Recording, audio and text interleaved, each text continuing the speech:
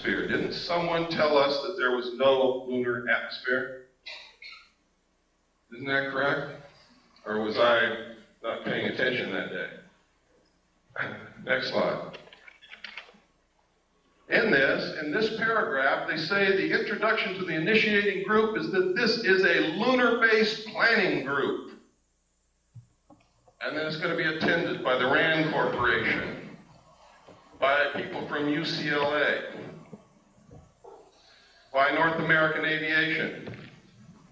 Next slide, please. You can see that this colloquium took place between May 13th, 1958 and April 25th, 1959. Next slide. Next. Here's another contents of a separate section of the same document. The chemistry of the moon, chemical resources on the moon, power for a lunar colony, where to land on the moon, observations on Mars and Venus. It doesn't say observations of Mars and Venus. Gamma ray spectroscopy of the moon's surface, program of lunar and planetary experiments, and the crater Leir, which is very important, ladies and gentlemen, because the crater Leir has completely disappeared from the surface of the moon.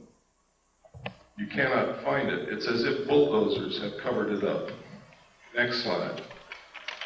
But in 1958, in this document, there may have been someone on the moon at that time. Next slide. Are orbiting the moon who took these photos of the crater Leir. What's so interesting in the crater Leir? Why did they have that in their colloquium? Well, there's a couple of things. One is this right here. Look at the crater. See the crater? See where the shadow is? And see where the sun is? There's another crater. See where the shadow is and where the sun is? That means this is not a crater. This is something sticking straight up from the surface or coming out of the surface of the moon. The caption in the photograph said that this is gas escaping from the interior of the moon. But there's even something even more interesting, and that is in this crater there is a dome.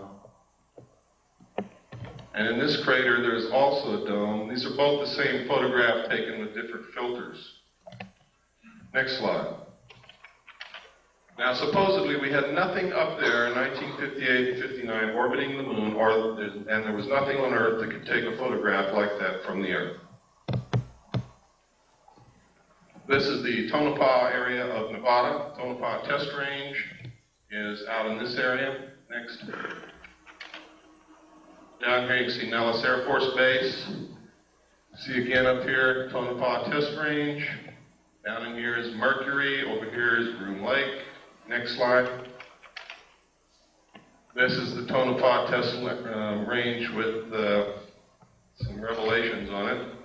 Stealth fighter flight path. Turn off to TTR, rocket on stand, radar road, large radar facilities, unmarked runway used by stealth fighters is here.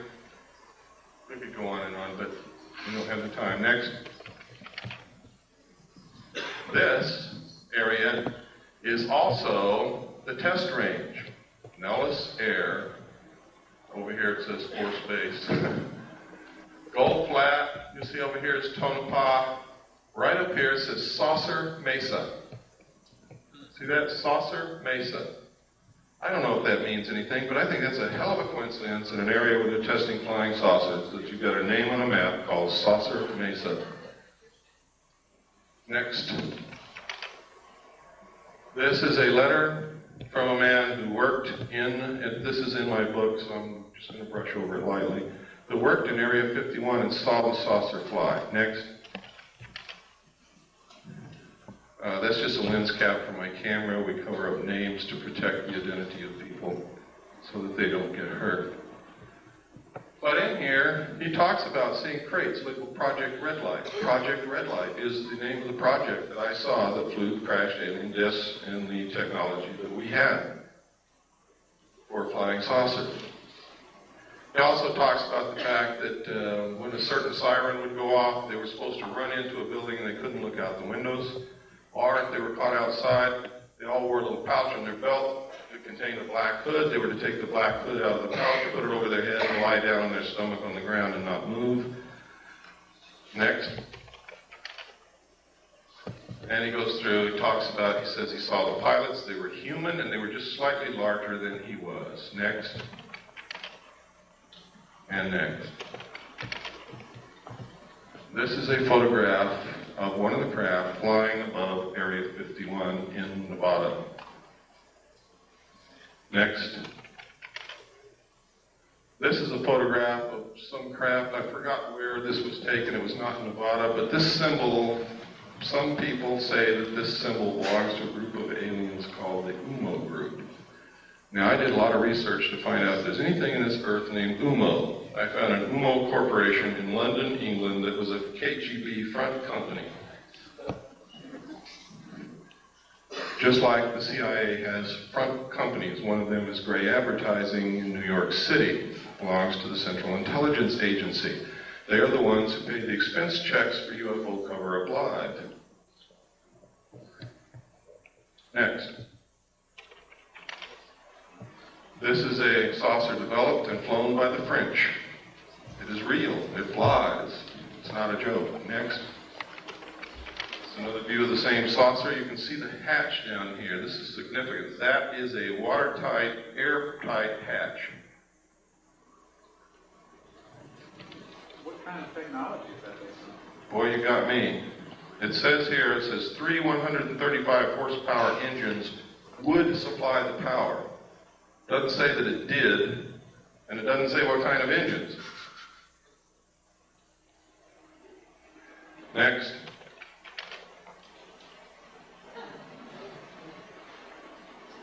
Now, if you remember, not too long ago, Jackie Gleason's wife, after he died, released an unpublished manuscript, and in it she said that Jackie Gleason told her that he was asked to accompany President Nixon to Homestead Air Force Base, where President Nixon showed him dead alien bodies in a morgue.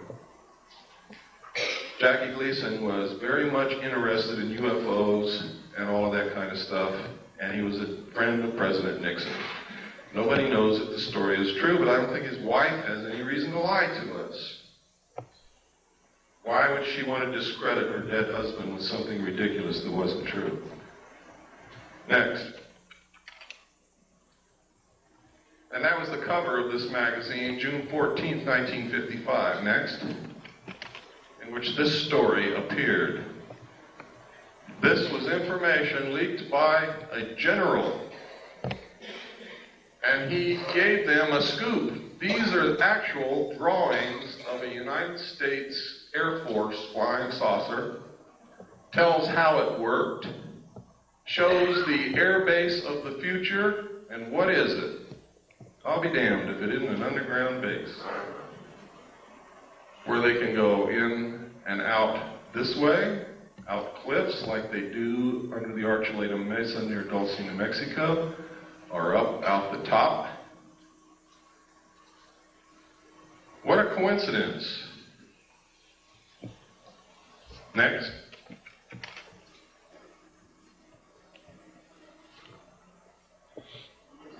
Next. As it evolved into this. Here we are again at the Nevada test range. Next slide. Now, this is Broom Dry Lake right here. Notice it says danger. Right up here is where the 29.5 mile marker is. Right up here somewhere is the little alien. Down here is Las Vegas. This highway goes up out of Las Vegas through Alamo to Ash Springs. Then you take this highway down here to the 29.5 mile marker, and you look directly at Groom Lake on any given night from dusk till dawn, and you will see them fly. You can take photographs of them. You can videotape them. Thousands of people have done it. They have called into radio shows and said what they saw. When Billy Goodman was on KVEG in Las Vegas, every night Dozens of people would call in and report what they saw out there. Next slide. That's Groom Lake again, showing the tunnels that go to Los Alamos and up to Tonopah. Next. These are the facilities at Groom Lake. The United States Air Force and the government say that there is nothing there. It is a barren desert wasteland with a dry lake bed. There is nothing there. This is where they developed the U-2. Next. It's another view of the same thing. Next. Here's another view. Same. Another view. Another view. Another view. I guess by now you all know there's something there. The runway is over 30,000 feet long. That's 6 miles. It's really closer to 7 miles from the people that I've talked to. This is a satellite, an SR-71 photograph. Next, this is, no, the other one was a satellite photograph. This is an SR-71 photograph, I'm sorry. Next slide. And this is what we've been able to identify as being there. The runway was built in 4 phases. They have a TACAN, which is a tactical navigation tower, navigational aids, access road, refueling ramp, tank farm. Tank farm is fuel tanks. Pipeline, road, housing, MiG haven. They have one of every kind of MiG that was ever built here.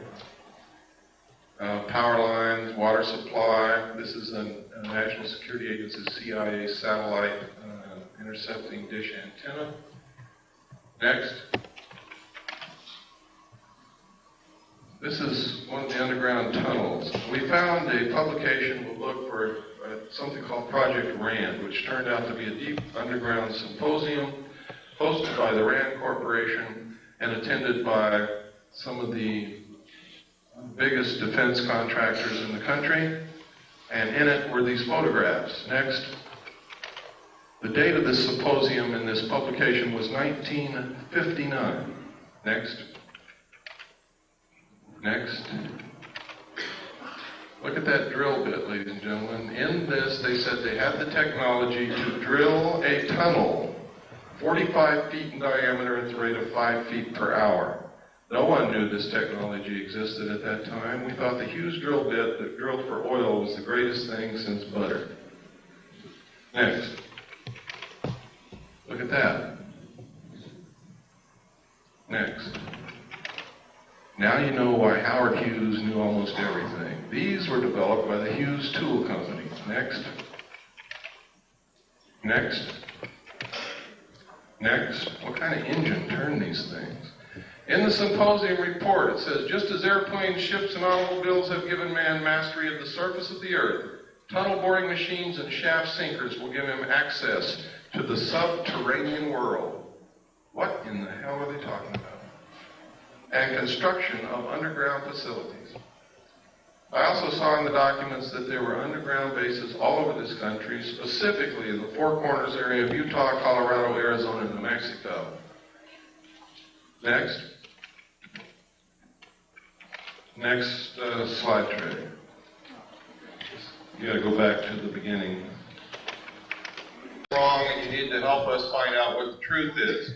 I don't pretend to know all the truth. I think I have some of the answers. I think I have reached some pretty good conclusions, but again, those are my conclusions, not yours.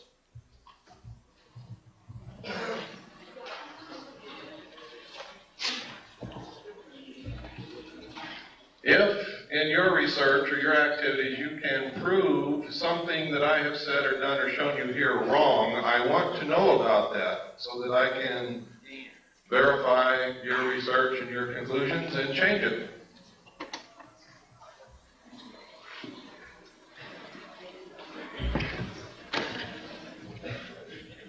Just go ahead and put the first slide on.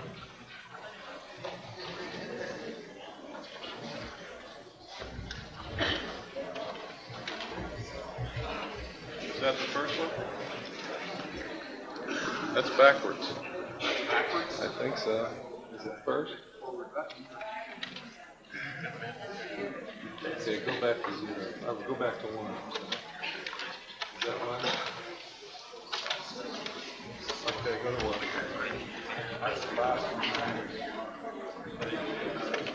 Okay. Should be number 2. Okay, when we began to research this underground stuff and these tunnels, we found newspaper articles that stated, this is the Los Angeles Times, Wednesday, June 28, 1989, the secret of Moscow's underworld. Moscow also has tunnels under it, as does much of the Soviet Union. And next slide. Next. This is the Dulce, New Mexico area. Let me get my little wizard zip gun here.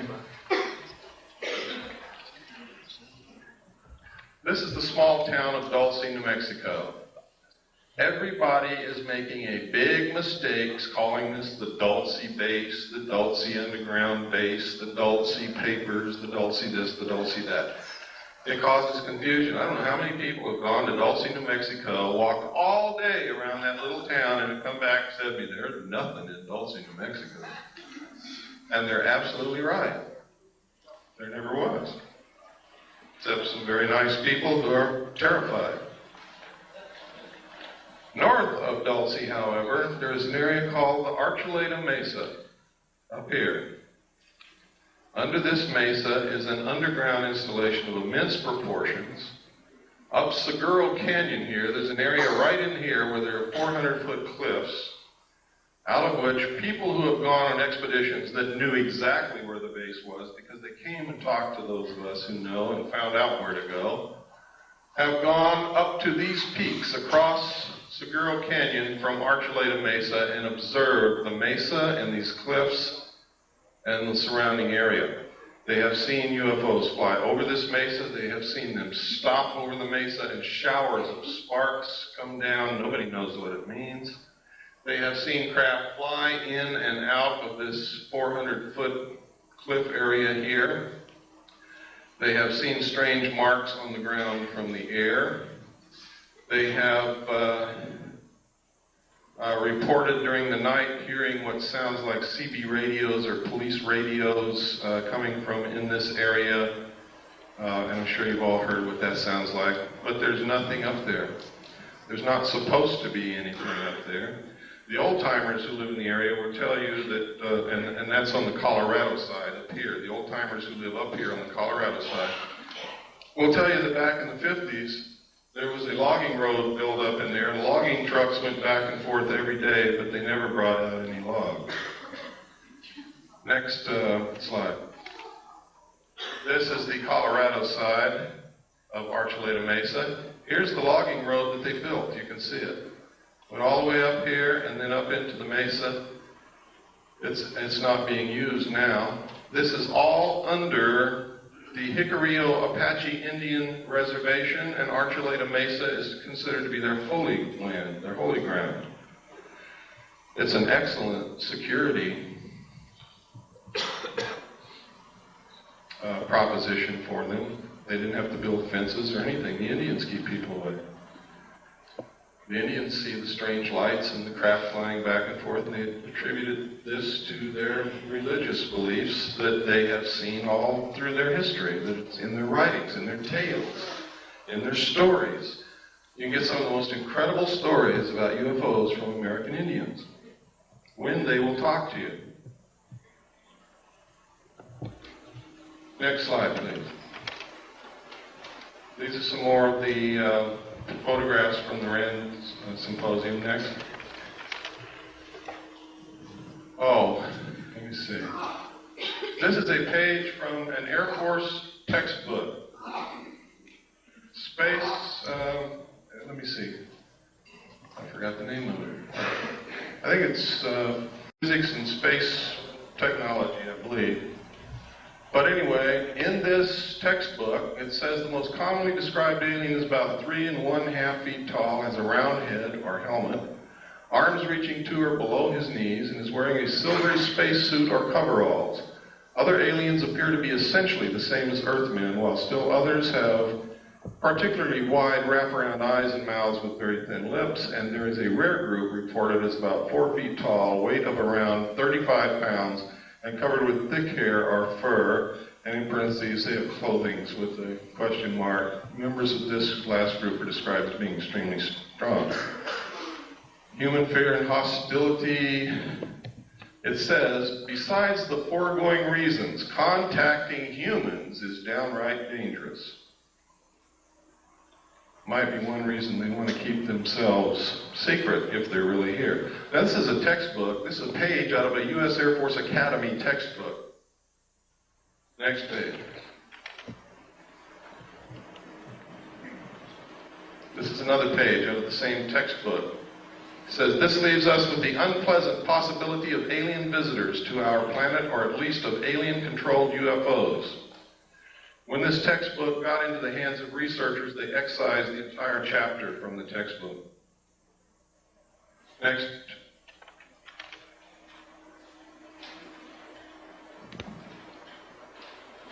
See if the name is on here. Nope. Okay, next. This is Janet 146D. You want to know why people don't report these things? Want to know why more airline pilots don't speak up? Why more captains of ships don't speak up? It's because of Janet 146, Joint United States-Canadian Communications Instructions for Reporting, and notice it says vital intelligence sightings. Now, in this regulation, it says, if you make this report, you can be thrown in jail for talking about any of the information in the report. You can be fined. You can lose your license. But if you don't make the report, it's okay to talk about it. Next. And this just goes through telling you what's in here. Next. Next. Next. Wait a minute, go back to the last. Oh, here we go, stay on that. Unidentified flying objects. Just want to make sure that you know that this specifically stated in this report that they are to be reported. Next. Okay, let's go through this. Go ahead. And go ahead.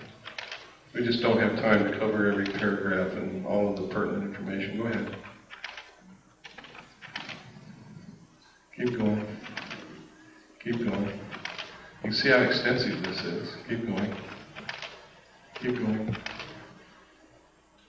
This is some footage that I put in here because someplace I get to where I'm going, and they have assured me they will have a video projector, and they don't. So you'll see a little bit on Kennedy assassination here. I use these photographs because this man was extremely human and photogenic and charismatic. So much so that if you hated his politics, you still couldn't help like John Kennedy. Most of the pictures you're going to see came out of this magazine, next, this magazine, next, and this book, next.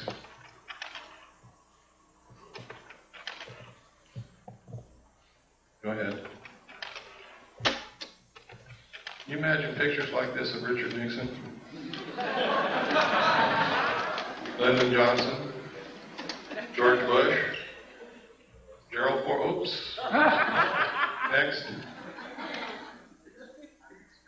Next. Look at that. I'm not going to ask you this because some people are probably not going to be able to raise their hand, but I just wonder how many men in here have kissed your father lately. Next. This is a photograph of Kennedy after he'd been shot in the throat. Jacqueline is looking at him in horror. He's clutching his throat. Next. This is William Greer beginning to turn around. You can see his hand here, his arm. You can see the end of the gun barrel right there. Next. Now you can see him. Here's his hand, his arm. The gun is right behind this flash of reflection here. You can see him looking directly back at the president. Next slide. Next. Now, you can see the top of Kellerman's head right here. People argue that that's a reflection off the top of Kellerman's head. It is not. You can also see Kellerman's hand is on the wheel. Kellerman, that's his arm and hand, is actually driving the car at that point. Kellerman is a Secret Service agent who was the passenger in the front seat. Pardon? No. No. John Connolly was sitting directly behind Agent Kellerman. And his wife was sitting directly behind Greer. That's John Connolly's wife, and that's John Connolly. Next. This is Kennedy's grave. Next. Everybody wonders why Jacqueline Kennedy never said anything. That's the reason right there. Where were her children? They were being guarded by the Secret Service, who just shot her husband. It was the Secret Service. Who the hell was she going to tell? And what was she going to tell them? To this day, her children are in the guard of the Secret Service, and so is she. Next. It was not Lee Harvey Oswald, ladies and gentlemen, because that's him right there, standing in the doorway of the Dallas Book Depository as the motorcade drove by.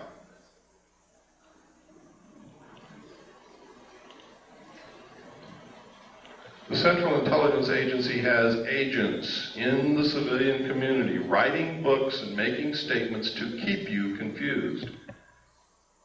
They will tell you that's not Lee Harvey Oswald, it's somebody who looks like him. What was Jack Ruby's part? I don't know, but he certainly had a part. Next. There he is again. Lee Harvey Oswald. We have done body proportion measurement comparison.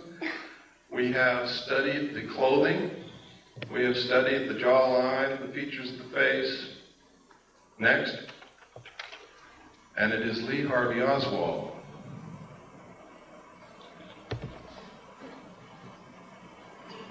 Next. And that's us if we don't do something quick. Next.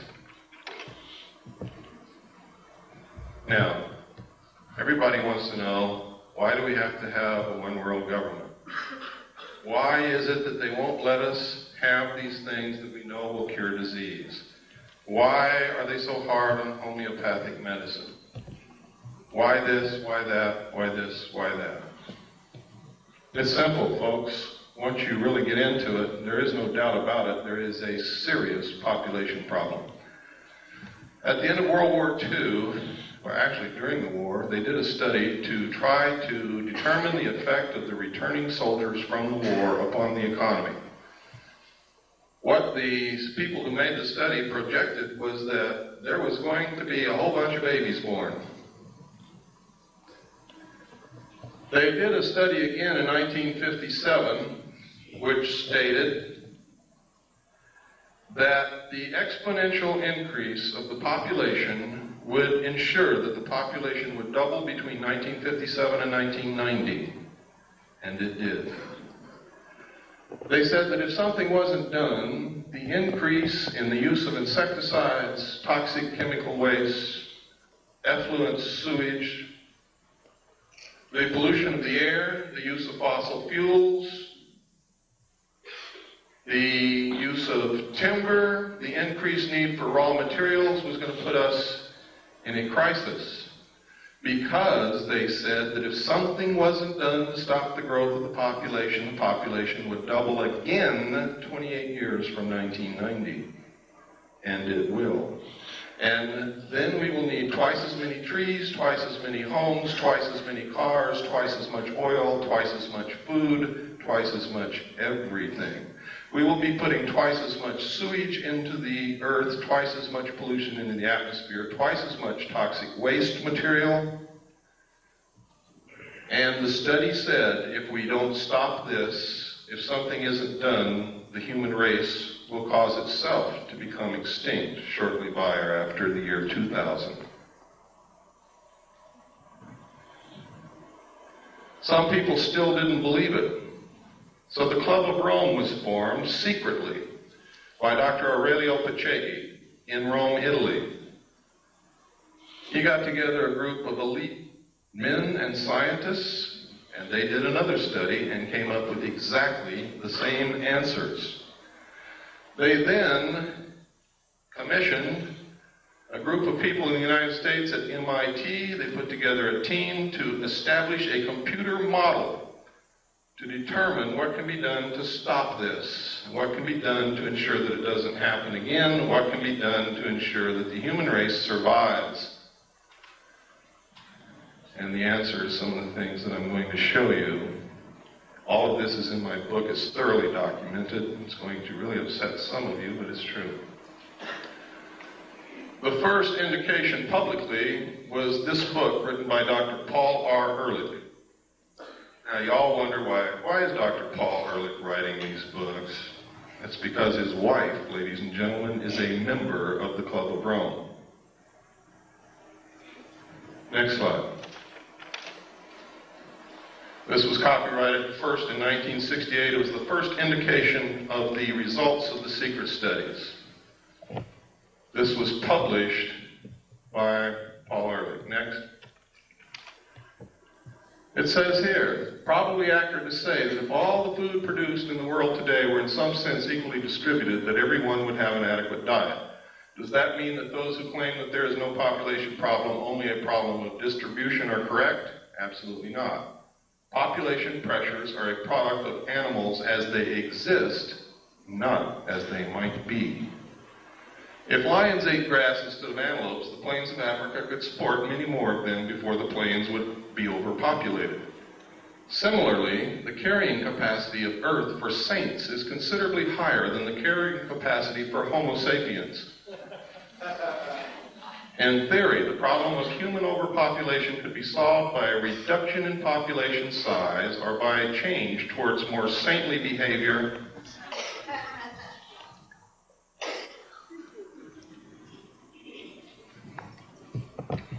The current situation of global overpopulation is so serious, and the built-in potential for further population increase is so great, that the only sensible strategy for humanity today is to end population growth and start a population decline as rapidly as is humanly possible, simultaneously striving to achieve a more equitable distribution of the food and other goods of this planet. Limiting births and increasing social justice are not alternative strategies to preserving society. They are, ladies and gentlemen, necessary complements. Next slide. Now, here is the key. In this book, Paul Ehrlich told us that they had already decided on the solution because they had tried zero population growth and we didn't buy it. We didn't buy it. It worked in some small areas, but it didn't work in many, and it certainly didn't work worldwide. This paragraph tells you everything that you ever need to know about what is happening today and will answer a lot of your questions. Basically, then, there are only two kinds of solutions to the population problem. One is a birth rate solution, in which we find ways to lower the birth rate. Didn't work. Didn't work. The other is a death rate solution, in which ways to raise the death rate, war. You asked me about the Middle East. You asked me about what happened to Iran. You asked me about El Salvador. You asked me about Nicaragua. You asked me what's going to happen in the future. This paragraph tells you what's going to happen. Famine, pestilence, find us. They have just shut off the water to all the farmers in the San Joaquin Valley. They produce 50% of all the vegetables that are consumed in this country. Do you believe that's an accident after reading this?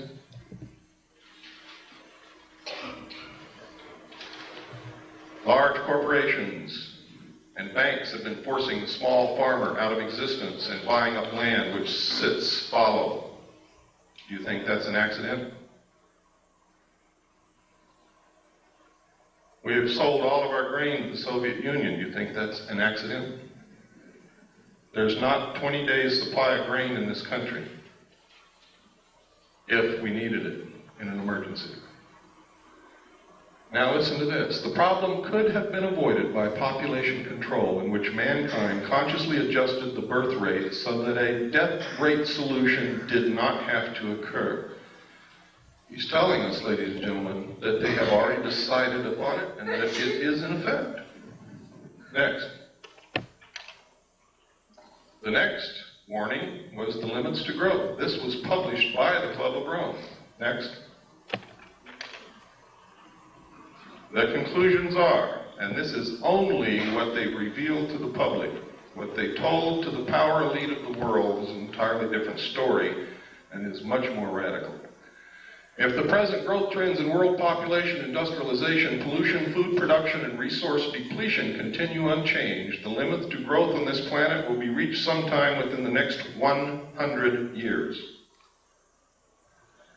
The most probable result will be a rather sudden and uncontrollable decline in both population and industrial capacity. And what they don't say here that they said in the secret report is that the masses of people in the world will result to the overthrow of their government and anarchy will reign as they try to feed themselves and their families and find jobs. It is possible to alter these growth trends and to establish a condition of ecological and economic stability that is sustainable far into the future. The state of global equilibrium could be designed so that the basic material needs of each person on Earth are satisfied and each person has an equal opportunity to realize his individual human potential. Who would suffer the most under such a plan?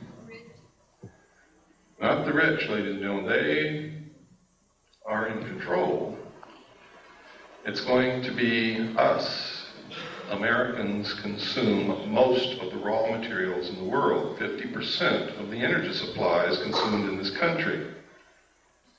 We pollute the earth more than any other nation.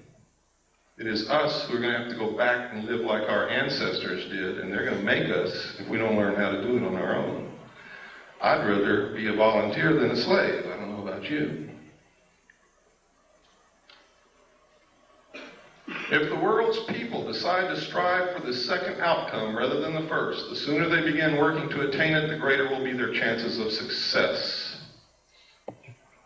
And down in the last paragraph, something really important. These conclusions are so far-reaching and raise so many questions for further study that we are quite frankly overwhelmed by the enormity of the job that must be done. We hope that this book will serve to interest other people in many fields of study and in many countries of the world to raise the space and time horizons of their concerns and to join us in an understanding and preparing for a period, and listen to this because they're not kidding, it's coming very soon, for a period of great transition, the transition from global to global equilibrium. Henry Kissinger said when asked what he foresaw for the coming decade, he said, everything will be different. There will be a new world order. Many will suffer. For those who survive, the world will be better. And the last thing he said, we will have the world we have always wanted. Now, if you know anything about Henry Kissinger, he never wastes words, and he knows what's going on. Next.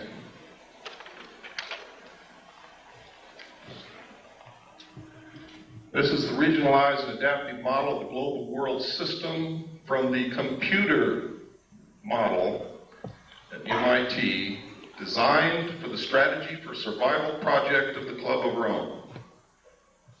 Patriots in this country have been running around calling the Club of Rome a subversive organization. They've been trying to ensure our survival. They're a study group, a think tank. That's all they are. They don't make the decisions. Next.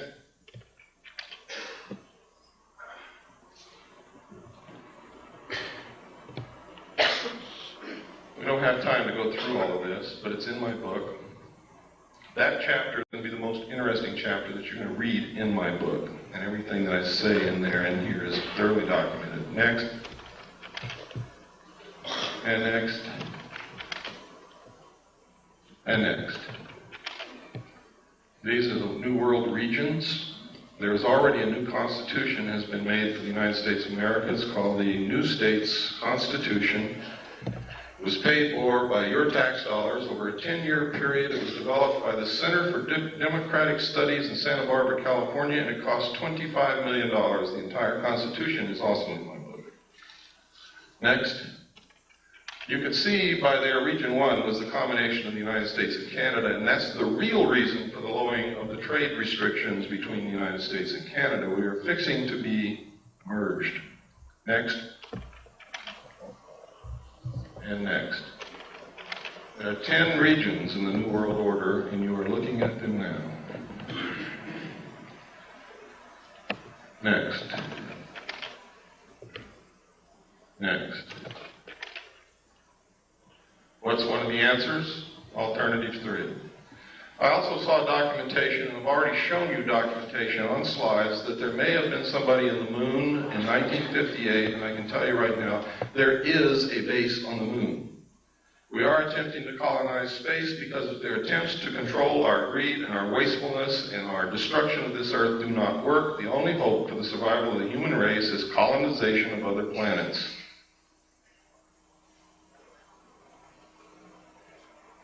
Next. This is verification. I can't tell you who wrote this letter, but it is a letter that was delivered into our hands from, well, I can't tell you that, but this confirms that as far back as 1962, working for the Jet Propulsion Labs in Pasadena, she was working on photography taken of the moon and Mars from objects that went there. I can tell you that the first landing on Mars of a probe occurred on May the 22nd, 1962, sent back photographs and verified the existence of an atmosphere that could support life.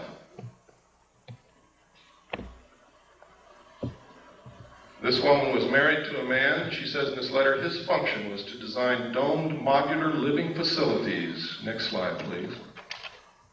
For colonies of Earth scientists to be stationed on the moon and then Mars. It was called Project Adam and Eve. We didn't get this letter, ladies and gentlemen, until August of 1989. I had already revealed the presence of a colony on the moon and Mars on July the 2nd, 1989. Okay, next. Next. Next. Report from Iron Mountain on the possibility and desirability of peace. Next. This is really important. Though not yet expressly put forth as the development of a long-range sequence of space research projects with largely unattainable goals, this kind of program offers several advantages lacking in the social welfare model. First, it is unlikely to phase itself out regardless of the predictable surprises science has in store for us. The universe is too big.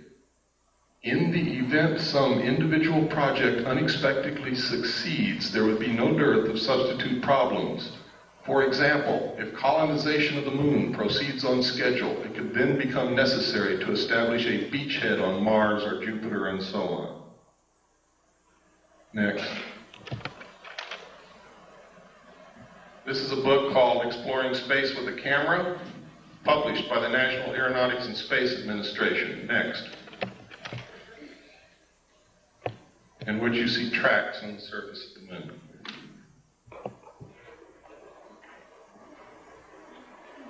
Now I want you to notice where these tracks go. They start way up here. They go down into this valley, up over this hill, down in this valley, up over this hill, down in this crater, up over this hill, and down here. And NASA says it's rocks rolling downhill. Next.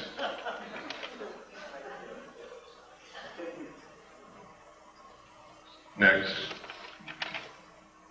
Here's another one. Look at this. It goes way down in this crater, up here, over here, down in this little crater, up, down again, and stops right there and makes a long shadow. Next. Here's another one. So whatever was making those tracks was still there. Yes. Next. Look here. Look at those tracks. Look at that object and look how big the shadow is. Here's another small set of tracks here. Goes out into the washout and the light. And here's another one. It comes up out of the crater and down here. And there's the object casting a shadow. Rocks rolling downhill. Next.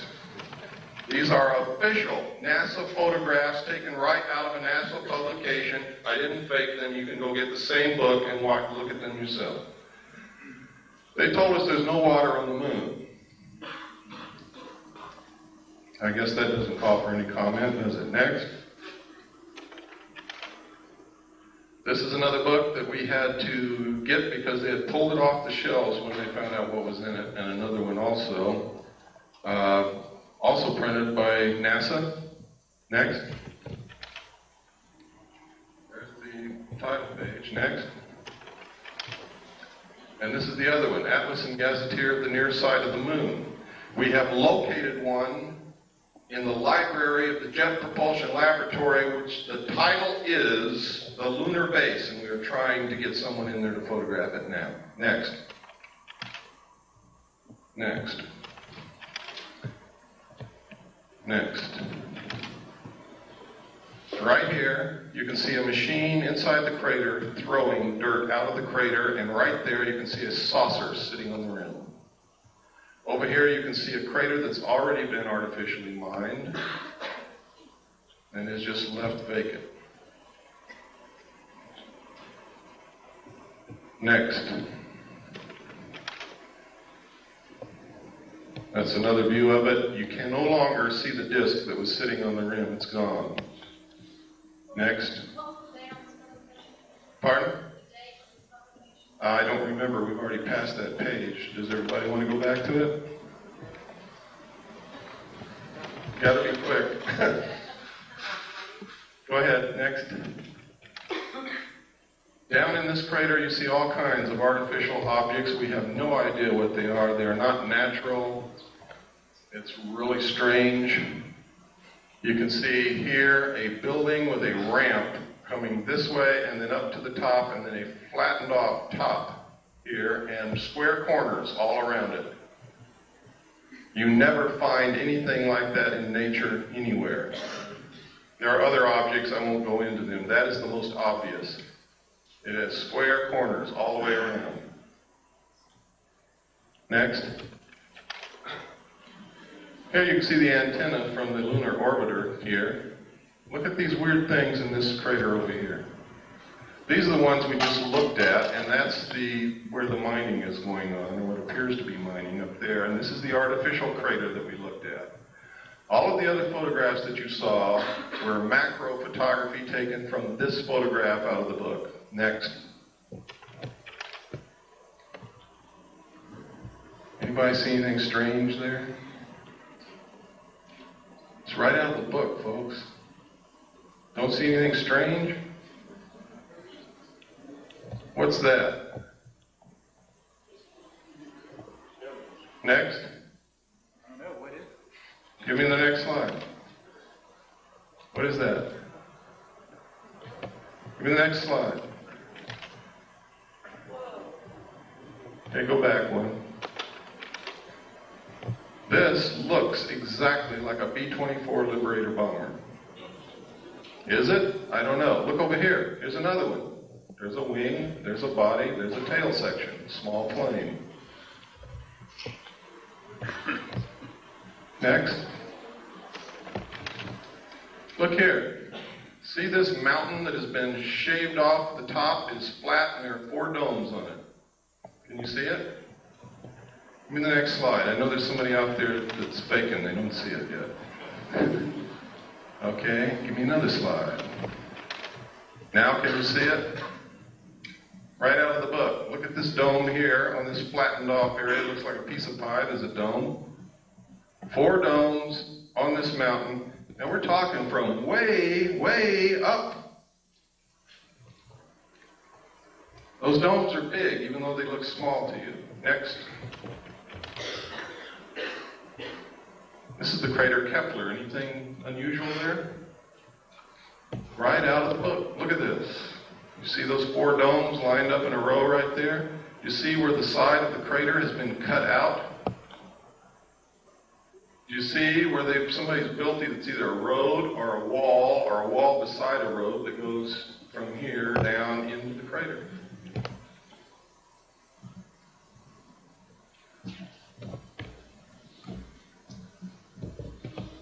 Incredible things in these books.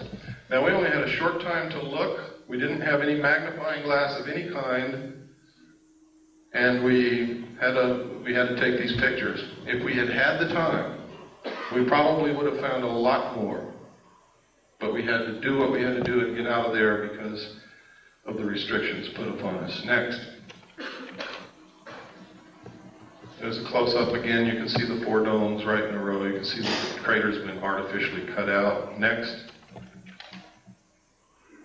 Look at this. What is this? This is the weirdest thing I've ever seen. We don't know what it is, but it resembles the freeway interchange in Los Angeles, doesn't it? We don't know what it is. We didn't know what it is. But look what's in this crater right here, and you see it all over the moon. If you look real good in these craters, it's a big, giant, T-shaped object that can bend itself to conform to whatever it's sitting on, and you see them in all of these photographs. Next.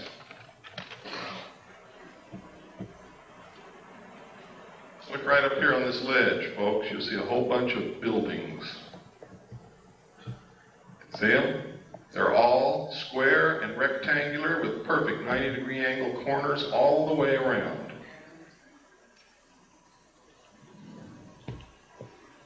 Next. This is what we were looking at, the freeway interchange. I don't know what it is. I just call it that because... Next. Oh, go back. I'm sorry. There's something I wanted you to see. What is this? Next. And you can see that a little bit better there. Next. This is one of my favorite photographs. Something crawled over this lip of that crater, gouged out the lip, crawled down, gouging the earth away, made a turn here, came back, crossed its own path, and went back over the lip of that crater. I guess it could have been a rock rolling downhill. Next. There's a close-up of it. There is no doubt about this, ladies and gentlemen. You can see it as plain as day. It came up over this rim, came down, made a turn, went back over its own path and out. Next. Look at this. Experts that we have taken this to say that that resembles the crater made by a very large artificial explosion, such as a nuclear weapon. Next. That's Kepler again, just to show you that it did come out of the book. Next. Next. Next.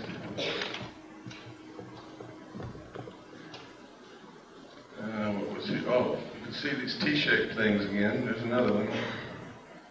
You can see here an opening into the moon here, shaped almost like a triangle or a pyramid, and there's something parked right there. I have no idea what it is. There's another one up here, the opening, triangle shape, and something parked right there. Look here, there's another T-shaped object here, or cross-shaped here. There's a building right here, or what appears to be a building. Look here, look at these tracks. Look at this. It has an arm coming out the side and something trailing behind it. Next. Look at it. Boulder rolling downhill.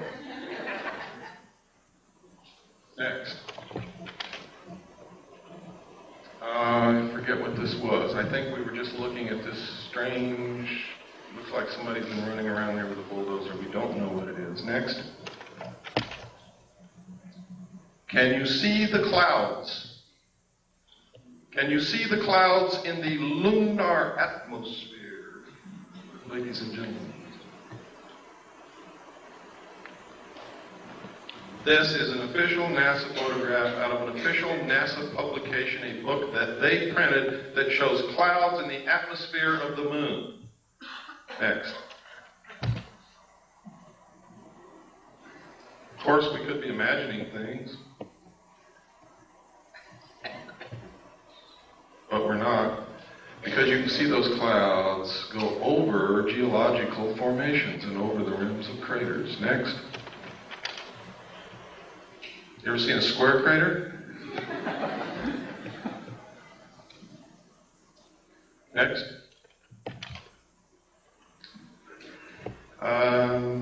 Oh, look here, folks. What is that? Doesn't that look like a triangular-shaped lake or reservoir with an island in the middle? Is it? I don't know. Next. That's the same picture a while ago. I kept trying to get a better picture of this object because you can sure see that thing sticking out with an arm trailing behind it. Next. Yeah, we saw it. This is, and this is incredible that they would allow this to be published. It says here, they resemble many steep terrestrial slopes, including those of some man-made craters produced by explosives. Next. Here are again 2 triangular-shaped openings into the moon. They are not the same location as the other ones, and they have a platform at the lip, but there's nothing sitting on these as there was on the other ones. Next. Anybody see anything unusual here? What we're looking at is across the entire crater Copernicus. What I'm looking at is a page of the book in which, in a very small portion of that photograph, I have taken this with macro photography, and in this you can see a base in that crater across on the far side of the crater, and you can see towers, you can see buildings, you can see tanks, you can see another tank or tower over here, and you can see it even better. Next slide. Check it out. Next slide. Look at this. Look at this big Christian cross right here. Look at these buildings here.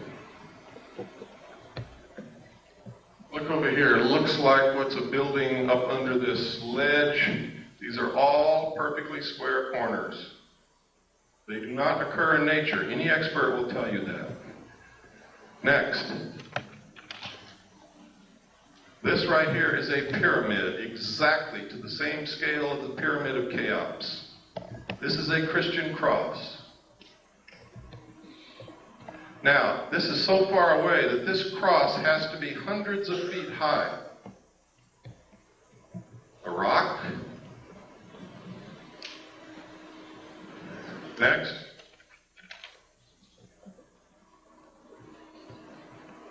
See the pyramid? See the tower? See the buildings?